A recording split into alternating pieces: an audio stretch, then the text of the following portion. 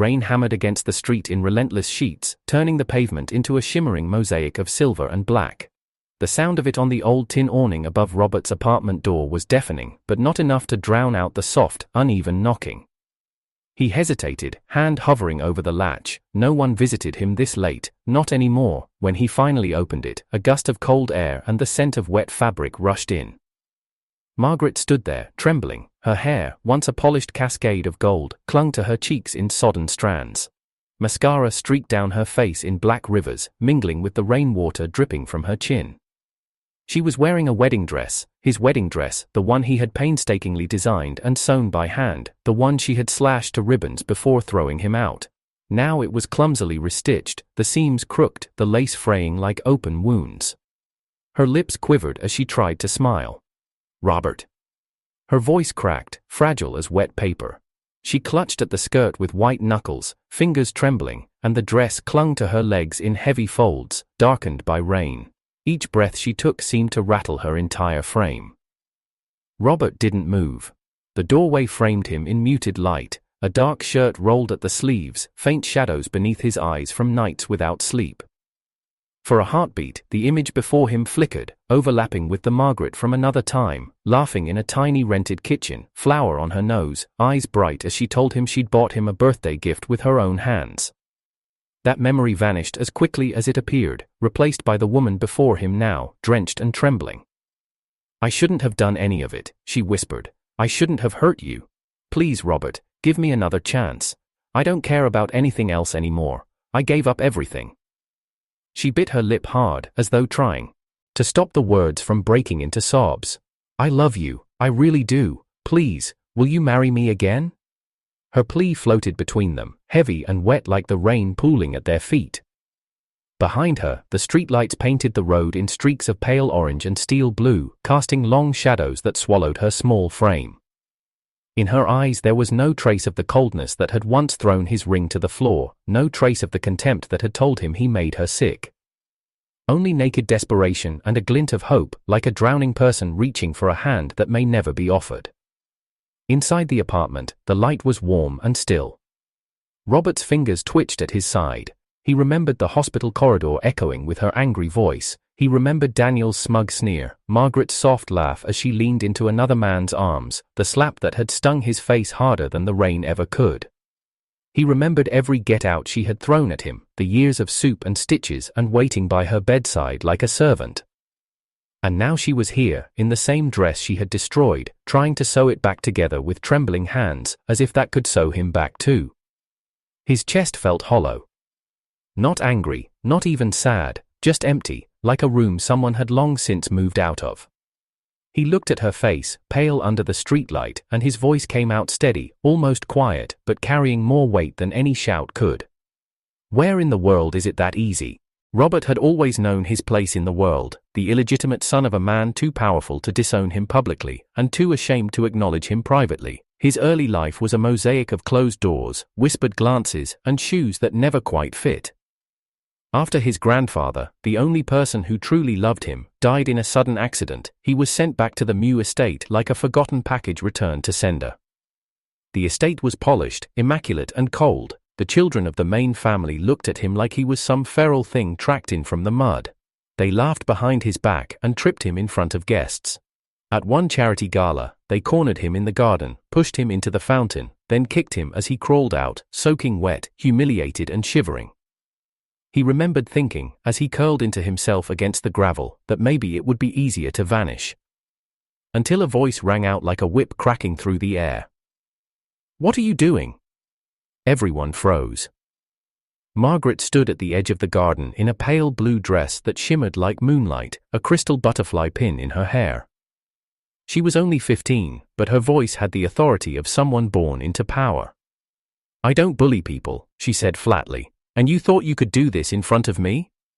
The others scattered immediately. She walked toward Robert, heels crunching on gravel, her brows furrowed. Then she crouched down and extended a hand. "Get up. Boys don't cry."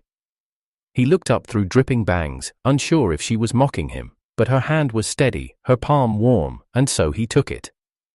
From that day on, he loved her. He didn't know what to call it back then, infatuation, gratitude, salvation, but it burned into him like fire, and it never went out. They met again years later in college. Margaret was already a name everyone knew, heiress of the Lynn family, radiant, sharp tone. Gwed, untouchable. She didn't remember him at first, but when she did, she tilted her head and smiled. The crying boy from the fountain? He laughed, flushed with shame. But she didn't mock him. She asked him to sit beside her. She handed him a cup of hot cocoa. She called him my hero when someone in class tried to insult him. She wasn't perfect. Sometimes her jokes went too far. Sometimes her privilege leaked through her tone. But to him, she was luminous. He confessed to her on a rainy day with a shaking voice and a love letter so soaked in sweat it bled through the paper. She blinked, stunned. Then she laughed, said he was ridiculous, and agreed. Margaret never loved Robert the way he loved her, but she liked being loved. It felt good. His eyes followed her like she was the moon. She told her friends, half jokingly, "He's like a dog that only has eyes for me." They giggled. But she still held his hand. After graduation, Robert told her he wanted to build something, a company, a name, a world where people like him weren't invisible. He didn't say it, but she knew, it was all for her. He worked 16 hours a day, took odd jobs at night, slept on floors, ate instant noodles for months just to buy her a small necklace with a sapphire charm. They moved into a narrow little apartment where the heater barely worked, and the walls were too thin. She had never lived like that before. For the first time, Margaret secretly took on a job tutoring spoiled rich kids just to buy Robert the wristwatch he'd once admired in a shop window. Her hands cracked in the cold. She stopped getting her nails done, but when she saw his tear-filled eyes opening the gift, she said, "Don't cry, boys don't cry, remember?" Robert remembered thinking he would never, ever let her regret choosing him. But somewhere along the way, Margaret started changing. It wasn't obvious at first, just small things, missing dinners, staying on her phone too long, dismissing his stories with distracted nods. Then Daniel reappeared. Daniel, the one her family had once arranged her engagement with. His family fell from grace, the deal fell apart, and he vanished overseas. But now he was back, older, bolder, with expensive cologne and those same honeyed words. Margaret said it meant nothing. "He's just a ghost from the past," she'd laugh. But her eyes lingered too long on old photos, and her phone screen dimmed too fast when Robert walked into the room. One night, Robert found her crying alone. She said she missed her family, she missed who she used to be. He told her, "You can go back if you want, I won't hold you here." She looked at him then with an unreadable expression. "You always say the perfect things." And yet, she didn't leave. She stayed through his hardest months, smiled at his launch party, kissed him before bed, but some part of her was always elsewhere, lost in a world that Robert didn't belong to. She never said it out loud, but he felt it. Then came the accident, the car crash, the hospital, the moment she opened her eyes and looked at him like he was a stranger. It wasn't amnesia. He figured that out quickly. She remembered everyone but him. Every nurse, every friend, even Daniel. But not the man who slept on hospital floors, who designed their engagement ring, who had given her every minute of his life for 5 years. She smiled at Daniel, threw her ring at Robert's feet, called him disgusting. And still, he brewed her soup, sat by her bedside, waited. Because somewhere inside, he was still that boy who had taken her hand in the garden, still hoping. He had one photo left on his desk, a quiet girl with crescent eyes and a camera always slung over her shoulder, Melissa. She worked down the hall, said very little, and always noticed things others didn't. She once told him, "People only pretend not to see what hurts, but you wear pain like it's stitched into your skin." He didn't know it then, but she would be the one standing beside him the moment he finally stopped waiting for Margaret. The first thing Margaret said when she opened her eyes in the hospital bed wasn't Robert's name. It was Daniel's. "Where's Daniel?" Her voice was hoarse, but her tone held certainty. "Why isn't he here?" Robert had been sitting by her side for almost 3 days without sleep. His fingers still gripped the edge of the chair. His throat burned from all the prayers he'd whispered into the white noise of beeping machines. He didn't speak right away, afraid he'd break the moment. "I'm here," he finally said, voice trembling. "Margaret, you're awake." She turned to him slowly, her eyes scanned his face as though trying to place him, as though he were some unfamiliar figure from a distant memory, then her expression hardened. "I don't know you." He blinked. "Margaret. It's me, Robert." Her lips curled slightly, not in confusion, in disgust. "I said, I don't know you, get out." The doctor later called it trauma-induced amnesia. Temporary, they said. Her brain might be selectively blocking memories, but what the doctor didn't understand was that Margaret remembered everyone, her college friends, the head nurse, even an old professor who dropped by, everyone except him. Over the next few days, Robert kept trying, brought her favorite soup, sat quietly in the corner when she ignored him. Each time, Margaret's rejection was sharper. The fifth time, she yelled loud enough that nurses rushed into the room. "I told you to get out. I don't want to see you ever again. I don't even know who you are." Her voice echoed down the corridor, cutting through him like glass. Outside her door, her friends stood in awkward silence. One of them whispered, "She remembers us all. Why just him?" He didn't answer. He just stood there, silent, back straight, pretending it didn't matter, pretending it didn't feel like dying in slow motion. Then Daniel appeared, as if summoned by her desperation. He walked it in like he belonged there, like nothing had ever broken between them. He brought her red roses in a vase too large for the nightstand. Margaret's eyes lit up the moment she saw him. "Daniel, you're finally here." Robert stood in the corner. He didn't say a word. Daniel smiled like he'd won something. Margaret leaned into him, clutching his sleeve like a child. "Don't leave me again." "I won't," Daniel said, glancing at Robert. "I promise." Later that night, Robert stood in their empty apartment and opened a drawer filled with fabric swatches, pencil sketches, and notes. The wedding dress she had asked for wasn't from any designer. She had once told him, "I want the most unique dress in the world. Make it yours." So he had. Every bead, every stitch, he'd done by hand. He remembered pricking his finger more than once. Remembered how his hands trembled the night he embroidered her initials, ML, into the lining. Now that same dress lay folded in a box, untouched. The next morning, Margaret was discharged early without informing him. He found out through a social media post, her hand held up toward the light, showing off a sparkling new ring. The caption read, "Daniel picked this just for me, isn't it beautiful?" The ring he had given her, the one she had once kissed before bed, was nowhere in sight. When he returned home, the apartment that once felt sacred now felt like a stage. Daniel sat on the couch with his feet propped up, flipping through a magazine. Margaret lounged beside him in a satin robe, her head on his shoulder. Robert stared for a moment before silently heading to the kitchen.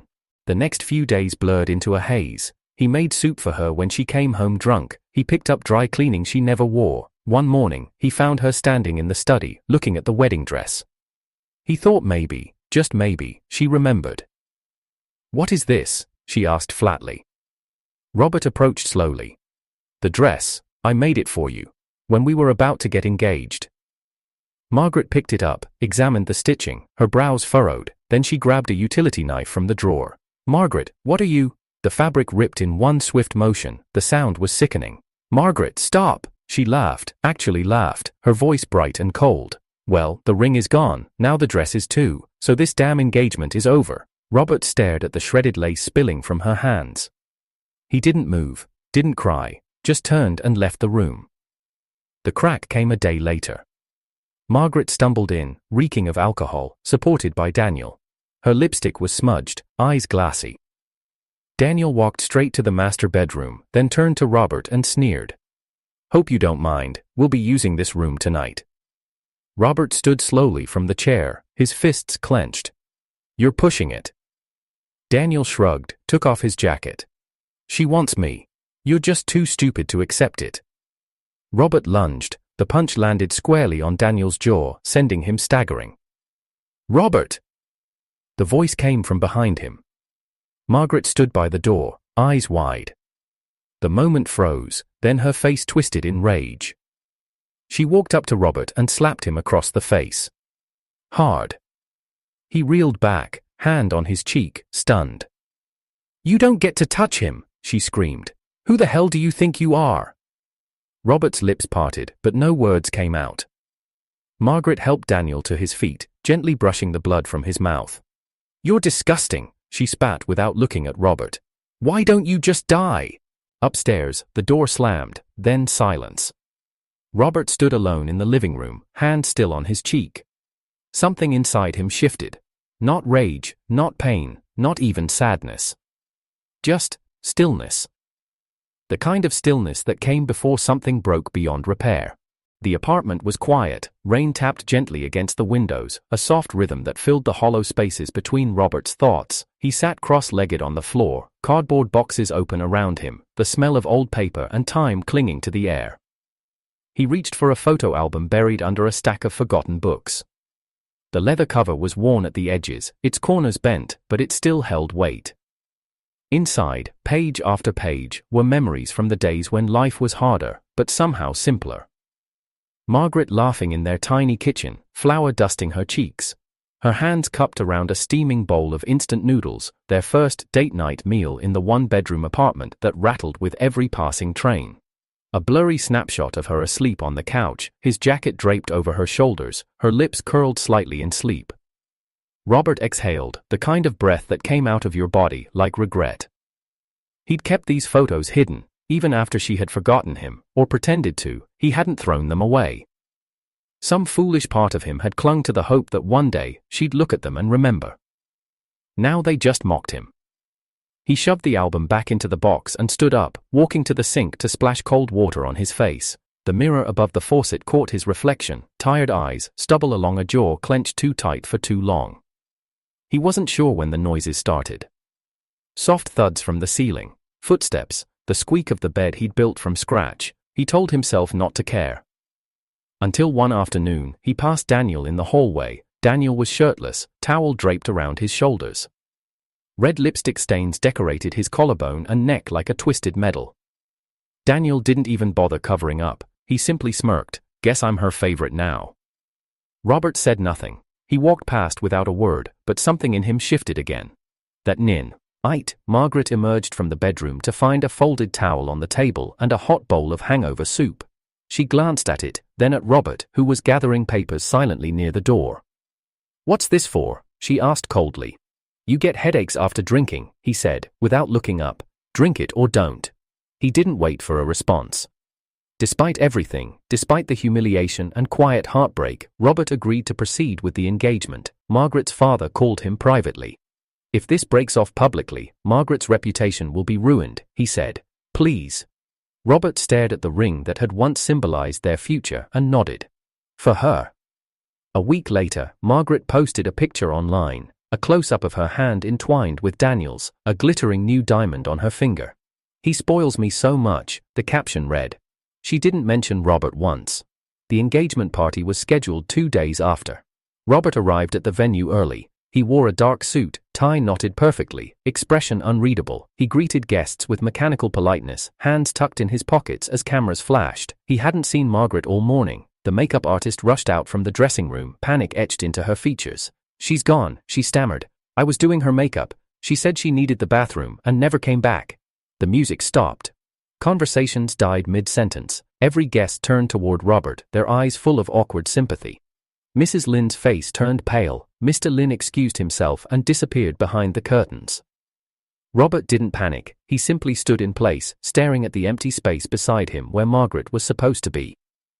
He closed his eyes. He'd known, somewhere deep down, he had known.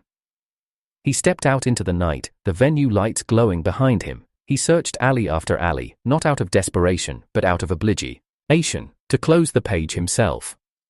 He found her 3 blocks away, pressed against Daniel under the flickering light of a broken street lamp. Her arms were around Daniel's neck, her heels dangling off the edge of a concrete step.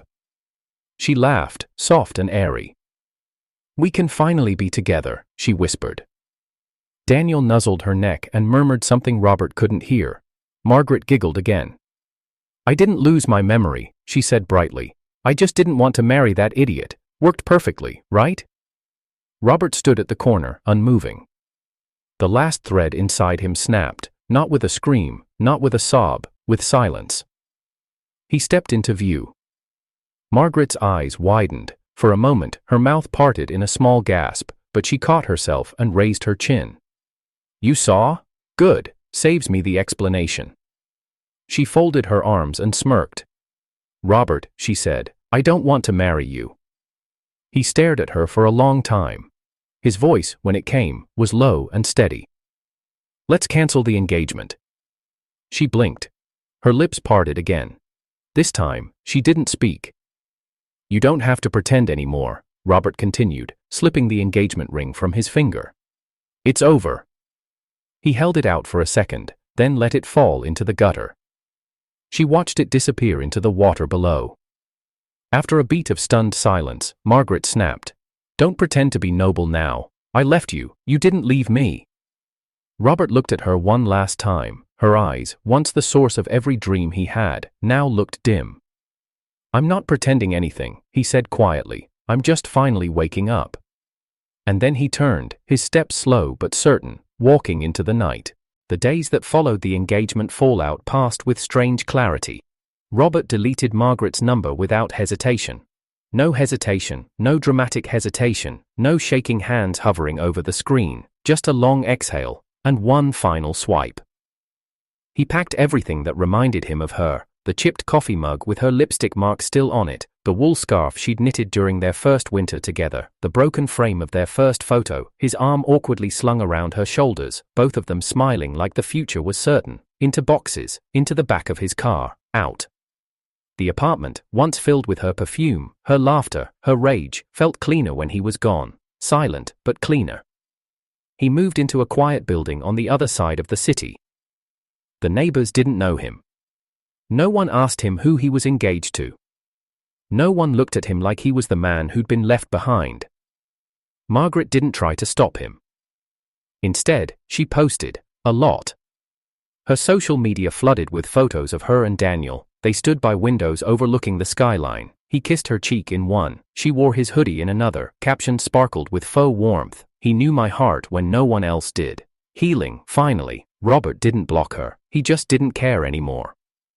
The photos continued for a while, but over time, the framing began to change. Daniel started looking away from the camera, his arm wasn't around her anymore, then he was cropped out entirely. The last photo just showed Margaret, sitting alone at a cafe table, smiling too hard at an untouched cappuccino. The caption read, "Rebuilding." Then silence. Robert didn't think about it. His company had just closed its second investment round. He buried himself in work, morning to night, only stopping when his assistant nagged him to sleep.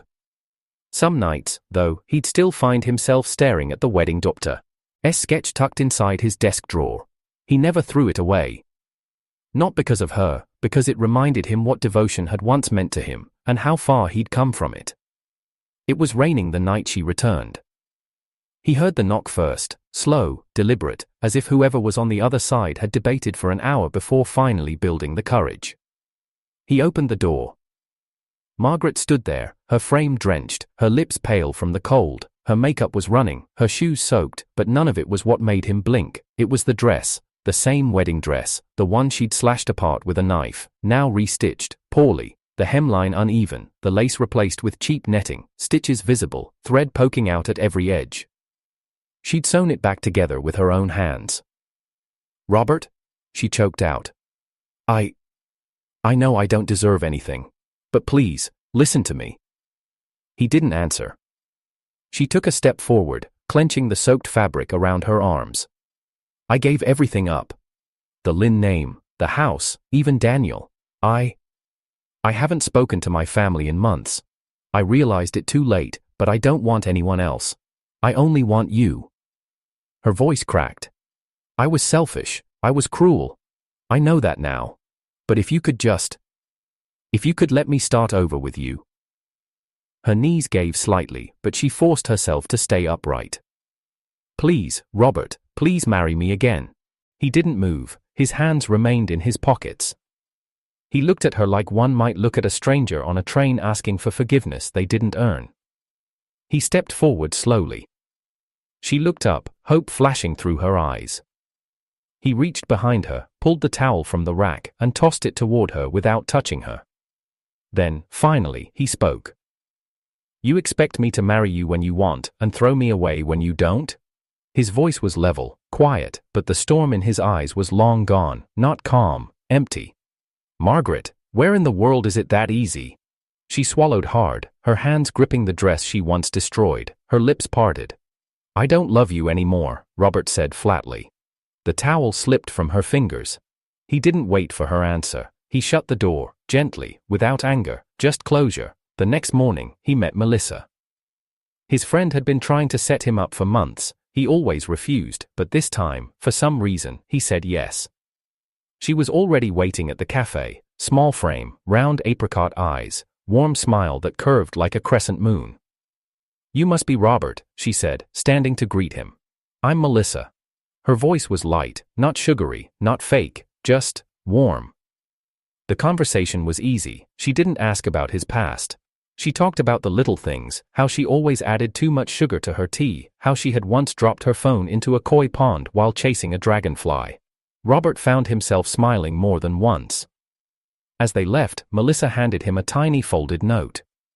"If I'm your dream girl," it read in her playful handwriting, "light up the signal for me." He tucked it into his pocket and laughed softly. The rain had stopped. But across the street, beneath the glow of a lamppost, Margaret stood motionless. Her eyes were red, lips trembling. She had seen everything: Melissa's smile, Robert's quiet laughter, the folded note, all a tea. It. Robert turned toward her. For a long moment, neither of them spoke. Then he looked at her the way he might look at a stranger. "It's late," he said gently. "Go home." She didn't move. Her tears fell silently. Her makeup was smeared again, but this time, she didn't care. He didn't wait. He turned away, walking Melissa to her car. Margaret stood alone beneath the streetlight. The badly stitched dress clung to her like regret. Margaret's world unraveled quietly, not with news headlines or screaming relatives, but with the kind of silence that came after a hurricane had passed, when everything around you was still standing, but irreparably cracked. She cut ties with the Lin family in the most public way possible, posted an open letter online. "I choose love, not legacy," she wrote. "I choose to be ordinary." But everyone could see the desperation under her words. The comments were filled with confusion, then pity. Robert didn't respond. He didn't need to. She moved into a small apartment barely big enough to turn around in. No maid, no chauffeur, no silk sheets or imported perfume bottles lined up like soldiers. The high heels stayed in the back of the closet.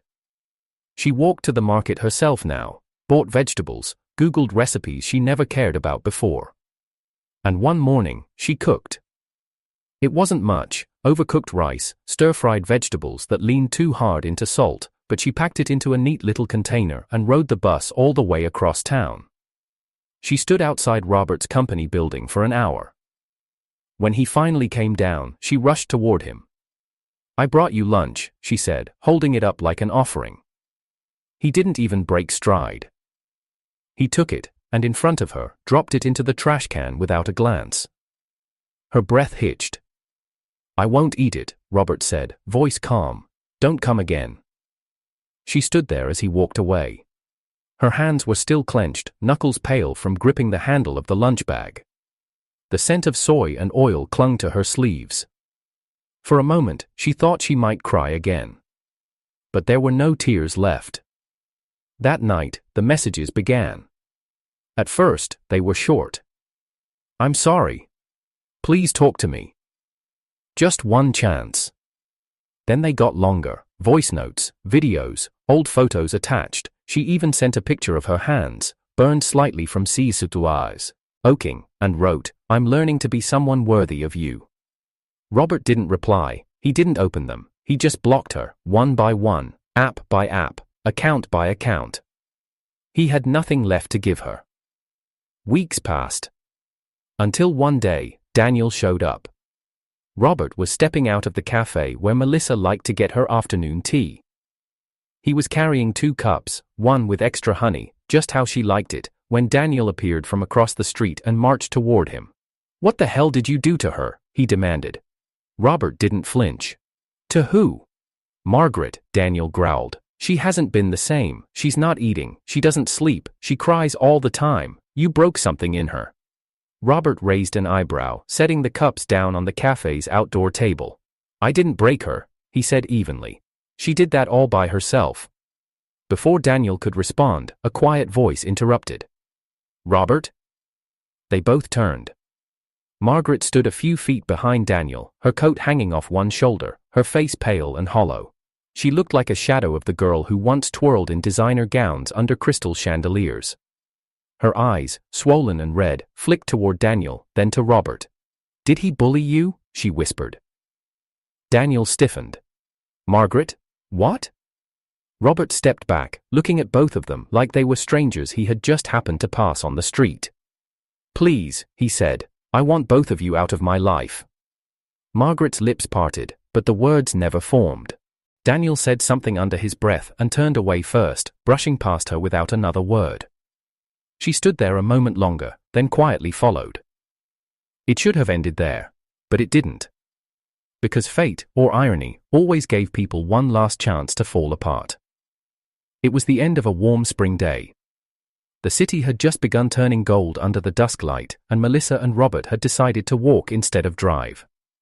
Her laughter danced in the air as she pointed out a small dog chasing pigeons across the park path. Robert smiled.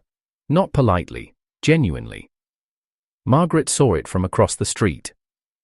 She stood frozen as she watched them. Melissa's hand slipping easily into his. The way Robert leaned closer, whispering something that made her giggle and cover her mouth. They looked like a life she used to own but no longer belonged to. And then Margaret was standing in front of them. Melissa tensed slightly, sensing the weight in the air, but Robert simply looked at her, brows relaxed, eyes unreadable. Margaret's voice was barely audible. "Will you marry her?" Robert looked at Melissa, who didn't say a word, then back to Margaret. "Even if I marry a dog," he said, calmly, "I'll never marry you." It landed sharper than a slap. Margaret stepped back, her expression cracking at the seams, the corner of her mouth trembled. She tried to hold his gaze, but his was already fading into indifference. He reached for Melissa's hand again, as if nothing had happened, and walked away. Margaret didn't chase him this time, didn't call his name, she simply stood still as the sun sank behind the buildings, the streetlights blinking on one by one. Behind her, someone walked by and muttered, "You okay, miss?" She didn't respond. Her legs gave out, and she sat down on the edge of the sidewalk, staring at the cracks between the tiles. She finally realized there was no redemption arc. No second act waiting, no more doors to knock on. Robert was gone, and this time, he wasn't looking back. Margaret disappeared quietly. No more messages, no more photos. Her name vanished from social media, her accounts deactivated one after the other. For weeks, there was no trace of her, not online, not in the corners of the city where she used to walk, not even in the luxury spaces she once called hers. Robert didn't ask. He no longer checked the feeds, he no longer wondered what she was doing or if she'd appear again on a rainy night in that patched-up wedding dress. The chapter had closed.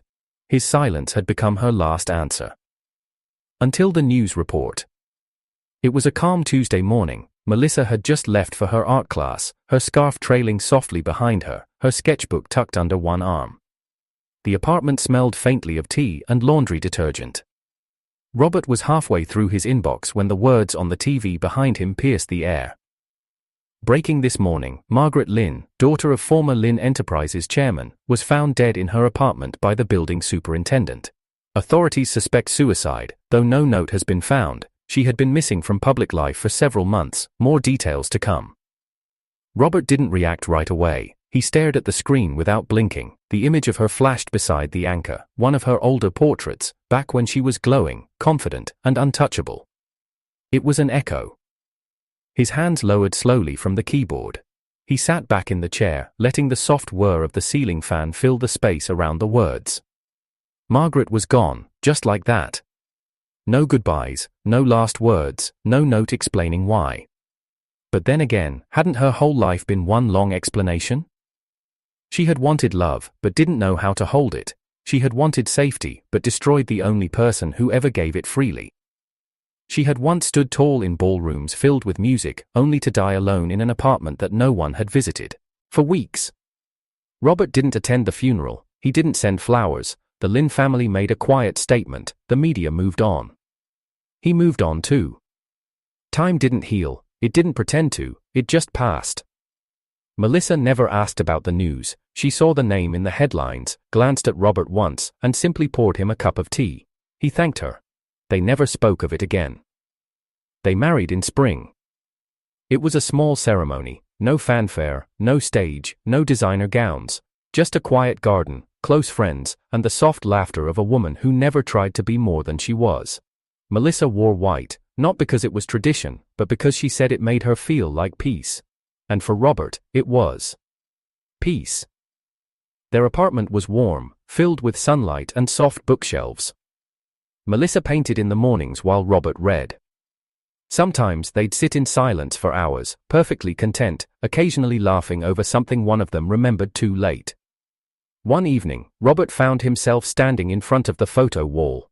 It wasn't grand, just a few frames above the hallway arch. One showed Melissa laughing, her head tilted back as wind caught her hair. Another held their wedding photo. And beside it, an empty frame, waiting. He opened a drawer and took out a photo. It was old, slightly faded at the edges. A younger version of himself, sitting on gravel, soaked to the bone. And Margaret, her dress crisp, her eyes sharp, standing over him with one hand stretched out. He stared at it for a long time. He hadn't looked at this in years. Back then, she had saved him. That moment, that hand, that was the first time he ever felt seen. Loved maybe, though he didn't know it at the time. She had told him, with all the defiance of someone used to winning, "Get up, boys don't cry." And he had believed her. He held the frame in his hands, weighing it, then carefully slid the photo inside. Melissa passed behind him and paused at the doorway. "Is that?" she asked softly. Robert nodded. Melissa didn't ask anything else, she simply reached over and touched his arm, her fingers light. "She was part of your story," she said gently. "It's okay to remember." He smiled faintly. "I'm not mourning." "I know." Later that night, he stood by the window as the city lights flickered like stars caught in glass. The wind rustled the edge of the curtains. He could hear Melissa humming softly from the other room as she tidied her paints. He looked out into the dark, his reflection faint against the glass. "Goodbye, Margaret," he whispered. There was no emotion in his voice, no bitterness, no regret, just the final turning of a page. His eyes lowered slightly. She had once said he was her safe place. But she turned it into a graveyard and expected him to still live in it.